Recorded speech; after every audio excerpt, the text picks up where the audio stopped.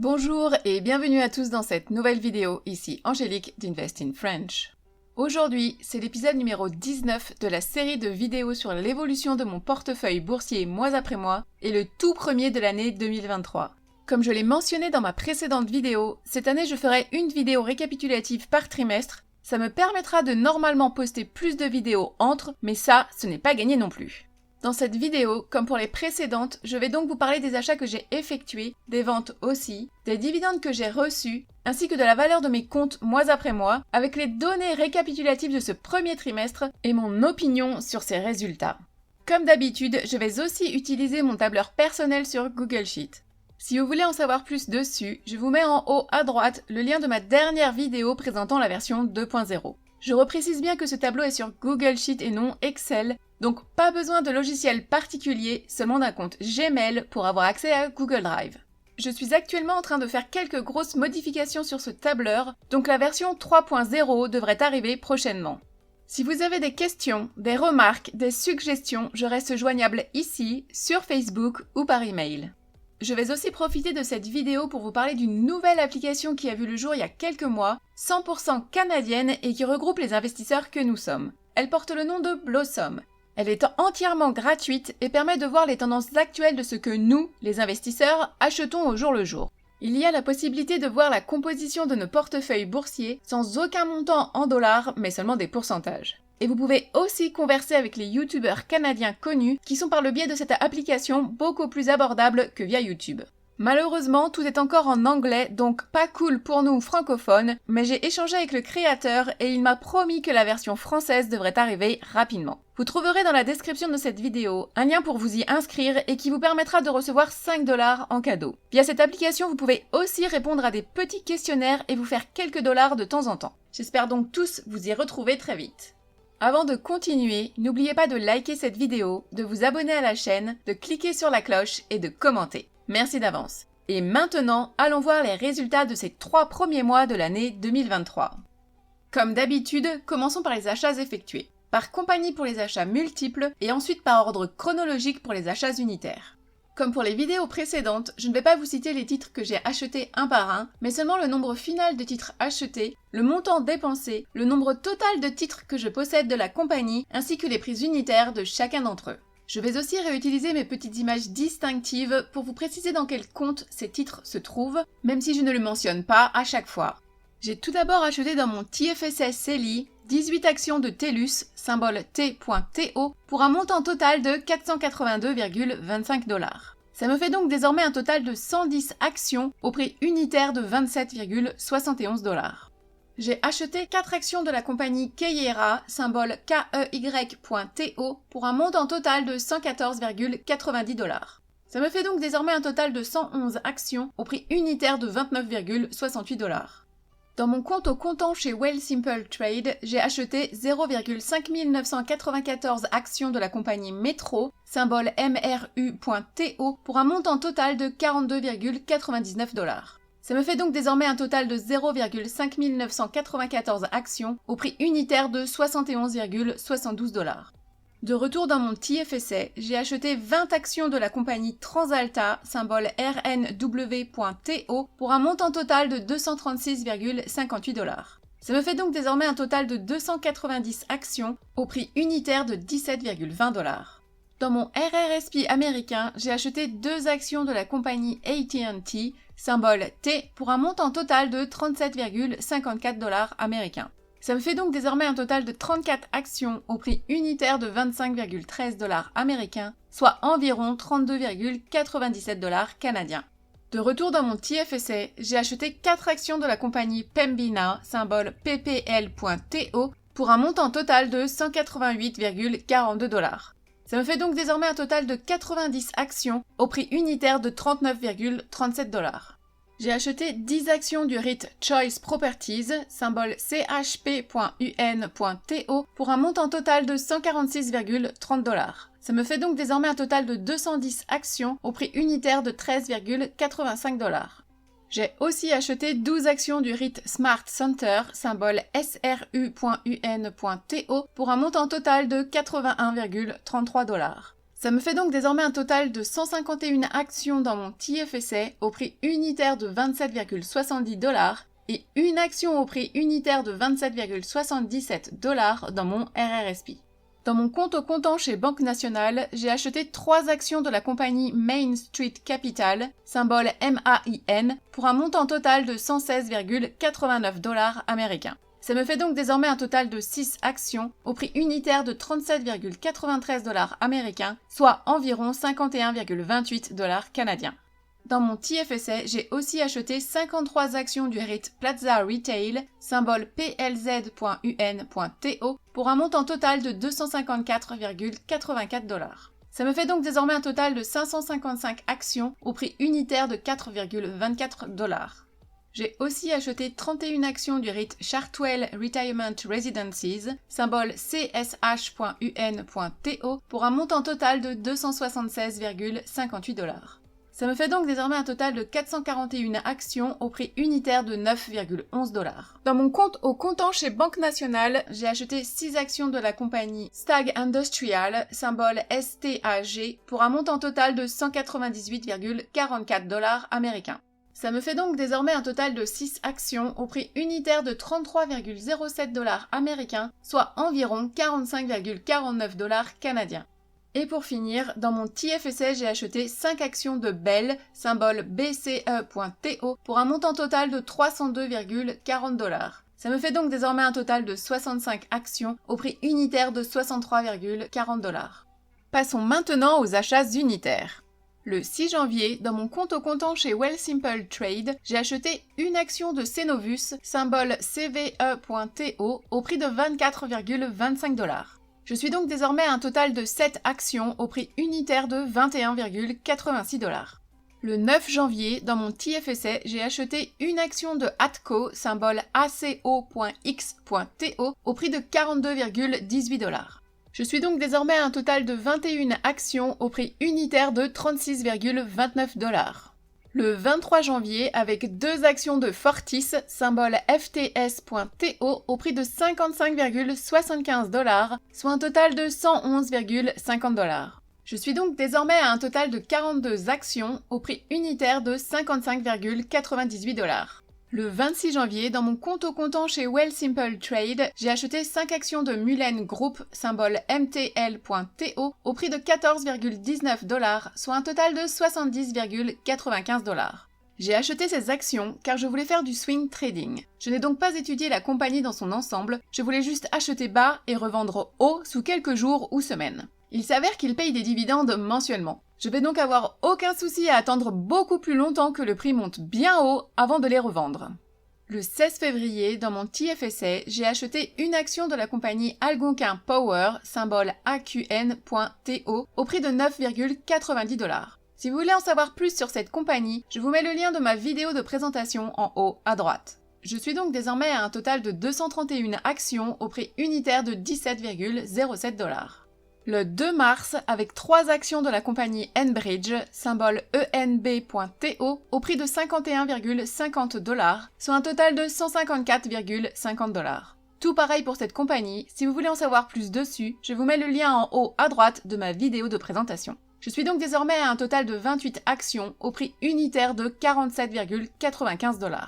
Le 14 mars, avec 5 actions du REIT Dream Industrial, symbole DIR.UN.TO, au prix de $14,44, soit un total de $72,20. Je suis donc désormais à un total de 276 actions au prix unitaire de $14,58.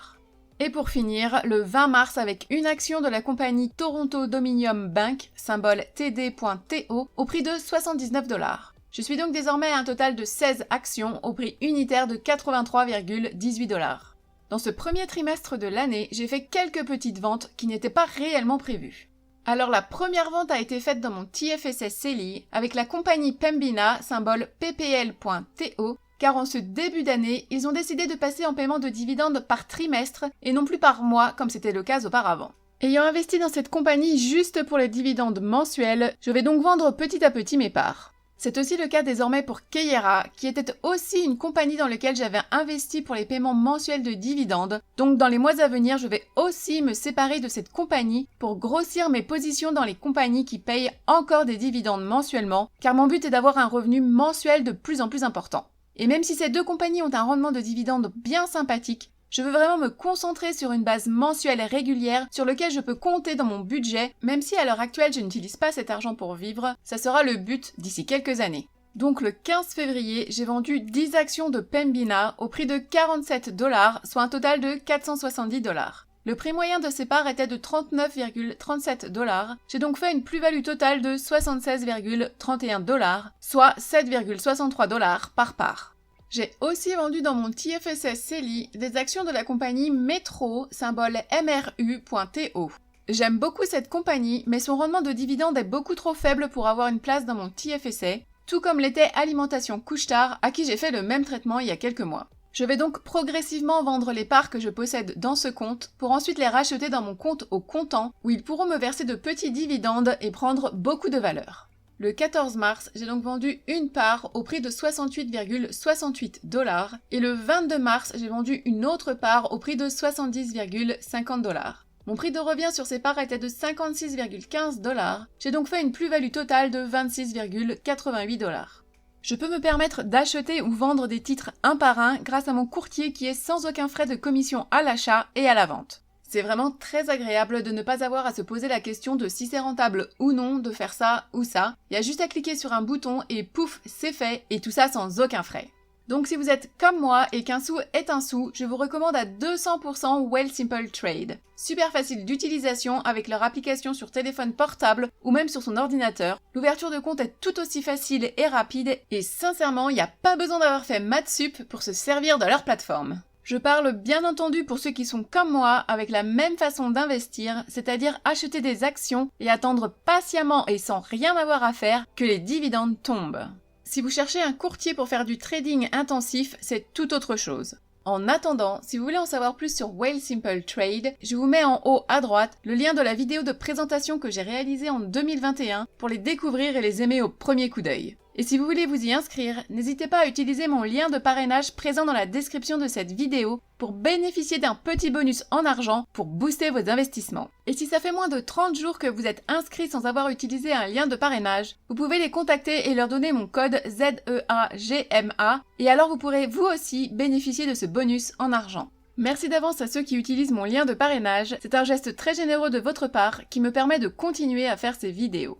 Maintenant, regardons les dividendes que j'ai reçus sur ce premier trimestre. Commençons par mon TFSS CELI où j'ai reçu 63,24 $ de Chartwell, 52 de Great West Life, 55,68 de Algonquin Power, 35,83 de Plaza Retail, 25,96 de Fining International, 17,55 de Savaria, 51,50 de Bank of Nova Scotia, 21,25 de Canadian Natural Resources, 7,56 de Metro, 37,30 de Choice Properties, 22,19 de Enbridge, 65,17 de TransAlta, 23,17 de TELUS, 19,22 de Atco, 66,29 de Smart Center, 17,94 de Canadian Utilities, 20,01 de Granite, 23,73 de Fortis, 52,20 de Pembina,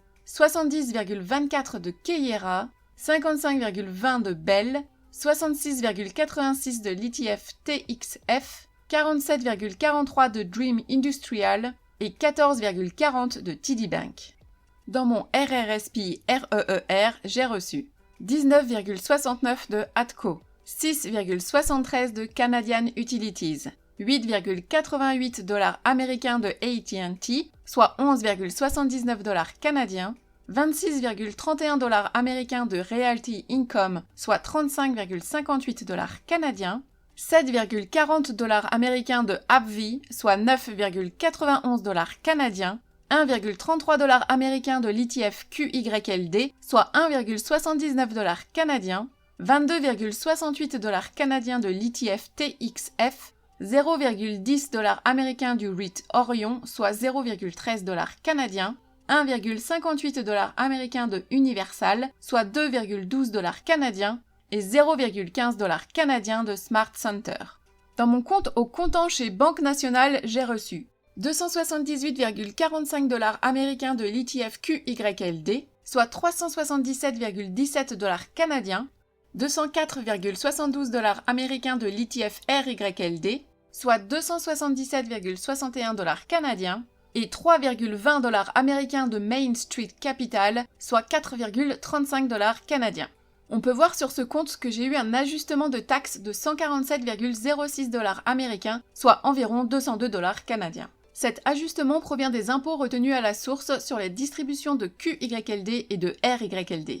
Distributions qui sont considérées en premier lieu comme des dividendes normaux, mais quand le fonds donne le descriptif annuel de la composition de ces distributions en fin d'année fiscale, il y a la plupart du temps un ajustement effectué, car ces types d'ETF donnent en majorité du ROC ou remboursement de capital, qui est taxé différemment par rapport aux dividendes.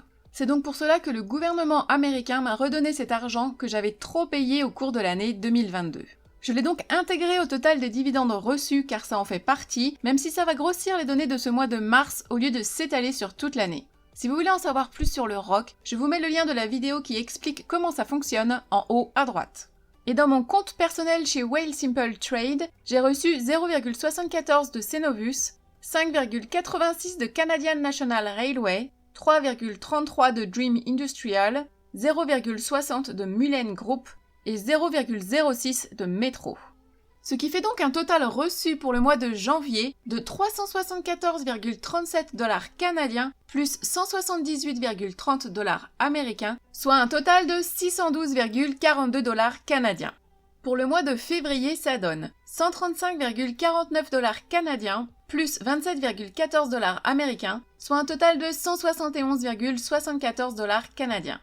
Et pour le mois de mars, les résultats sont de 481,90 $ canadiens plus 326,53 $ américains, soit un total de 928,05 $ canadiens.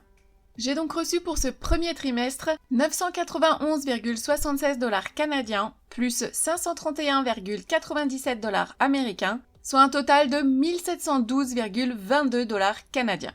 Si on regarde par compte, ça fait 931,92 $ provenant de mon TFSS CELI, 110,57 $ provenant de mon RRSP REER, 10,59 $ provenant de mon compte au comptant chez Wealthsimple Trade et 659,13 $ provenant de mon compte au comptant chez Banque Nationale.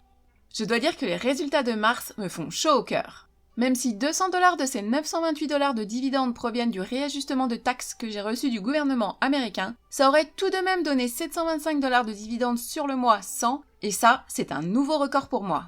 Pour le mois de février, je trouve les résultats très médiocres, c'est sûrement à cause des compagnies qui sont passées en paiement trimestriel alors qu'ils étaient mensuels auparavant. Je vais donc devoir revoir tout ça car c'est assez déstabilisant. Mais en règle générale, pour ce premier trimestre, je suis bien contente de ces chiffres. Si on compare aux résultats de 2022, au premier trimestre j'avais reçu 1259,49 $, ce qui fait donc une différence de 452,73 $ de plus pour 2023. Espérons qu'au fil des mois, ces chiffres gardent le cap. Passons maintenant à la comparaison de la valeur totale de mon portefeuille boursier entre les mois de décembre 2022 et les mois de janvier, février et mars 2023. Pour rappel, au 31 décembre, mon portefeuille boursier avait une valeur totale de 84 604,18 $. Pour le mois de janvier 2023, mon TFSA avait une valeur de 66 322,32 $, mon RRSP avait une valeur de 8 543,28 $, mon compte au comptant chez Wealthsimple Trade avait une valeur de 2027,05 $, et mon compte au comptant chez Banque Nationale avait une valeur de 13 799,96 $, ce qui donne un total de 90 692,61 $. Pour le mois de février 2023, mon TFSA avait une valeur de 66 301,84 $, mon RRSP avait une valeur de 8 446,60 $, mon compte au comptant chez Wealthsimple Trade avait une valeur de 2021,81 $, et mon compte au comptant chez Banque Nationale avait une valeur de 13 832,61 $, ce qui donne un total de 90 602,86 $. Pour le mois de mars 2023, mon TFSA avait une valeur de 66 243,45 $, Mon RRSP avait une valeur de 8630,78 $. Mon compte au comptant chez Wealthsimple Trade avait une valeur de 2080,84 $. Et mon compte au comptant chez Banque Nationale avait une valeur de 14 179,93 $. Ce qui donne un total de 91 135 $. Si on fait la différence entre les valeurs de décembre et de mars, ça donne une augmentation de 6 530,82 $. Mais sachant que sur ces 3 mois, j'ai aussi contribué de 1125 $ sur mes comptes, donc la valeur finale de mon portefeuille a augmenté de 5 405,82 $. Et si on ne tient pas compte des contributions effectuées, entre décembre et mars, mon portfolio a augmenté de 6 530,82 $ dû à la hausse des marchés ainsi qu'aux dividendes reçus. Que dire à part que ça fait du bien au moral de voir enfin des chiffres qui bougent dans le bon sens. Je suis sûre que ces résultats auraient pu être encore plus extravagants si j'avais pu contribuer plus et donc investir plus sur ces 3 derniers mois, mais étant sans emploi actuellement et aussi en vacances tout le mois de mars, j'ai dû faire très attention à mes dépenses et donc investir en bourse dans ce cas-là n'est pas prioritaire. Et voilà, c'est fini pour cette nouvelle vidéo de la série de récap de mon portefeuille boursier, la première de l'année 2023. Ces 3 premiers mois de l'année ont vu la reprise des marchés à la hausse par rapport à 2022, avec tout de même quelques vagues plus ou moins fortes sur certaines compagnies. Malheureusement, je n'ai pas pu réellement profiter de ces baisses de prix, n'ayant pas beaucoup de cash à investir. Je ne sais pas ce que les prochains mois vont donner, mais j'espère pouvoir être un peu plus généreuse dans mes investissements, car je rate de très belles opportunités. Enfin, il y a beaucoup plus grave dans la vie, et mes dividendes reçus me permettent tout de même de faire quelques petits achats bien sympathiques. Je suis d'ailleurs bien contente des dividendes reçus sur ce premier trimestre, je vise les 2000 sur le prochain. 300 $ de plus, possible ou pas à votre avis? J'attends vos réponses dans les commentaires. Et sinon, je suis toujours très impatiente de voir le total de mon portfolio dépasser les 100 000 $, mais le voir tout de même monter petit à petit est très encourageant et je me dis que ça arrivera bien un de ces jours. Et maintenant le refrain habituel, ces vidéos sont faites à but éducatif et de divertissement uniquement. Je ne suis en aucun cas un conseiller financier ou un expert comptable, donc s'il vous plaît, n'investissez que dans ce que vous comprenez et que vous respectez. Merci à tous de votre fidélité, n'oubliez pas de liker cette vidéo, de vous abonner à la chaîne et de commenter. Merci encore et à bientôt!